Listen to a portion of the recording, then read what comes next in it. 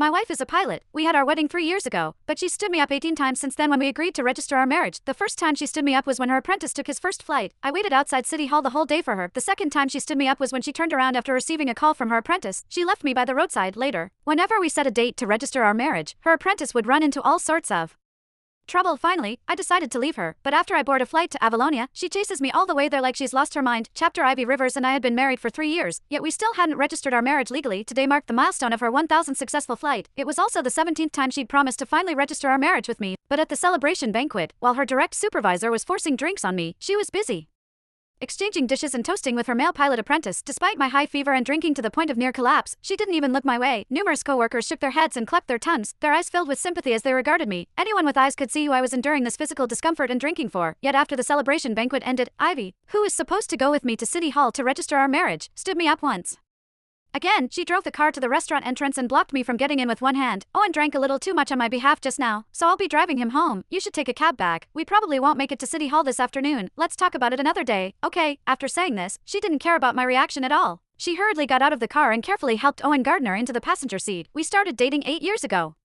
and had been married for 3 years. This was already the 17th time Ivy had postponed our marriage registration because of Owen. Usually at times like this, I would have broken down, shouting, arguing with her and demanding answers. Who exactly was her husband, who had just been drinking on her behalf? But this time, I just smiled slightly. All right, be careful on the road. Ivy paused at my words, seemingly surprised by my calm attitude today. After a moment, she returned to her cold demeanor.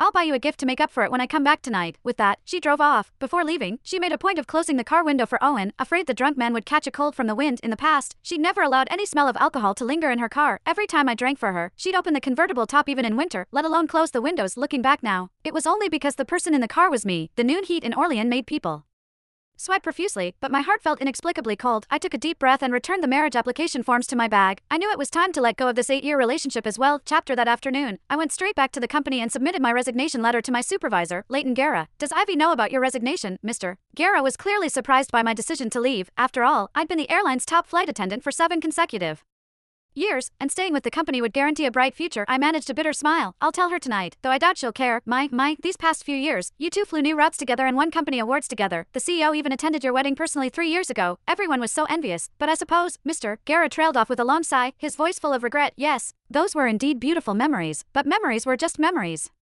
We could never go back. After submitting my resignation, I returned home around 10:00 p.m. The house was eerily quiet and empty. On my phone, a social media post from Owen popped up because he'd specifically tagged me. The caption read, "Special thanks to my beautiful mentor for staying by my side all afternoon. As a thank you, I'm taking her to Marcus Vale's concert tomorrow. Looking forward to it." I knew then that Ivy, who'd said she'd come home at noon, wouldn't be returning.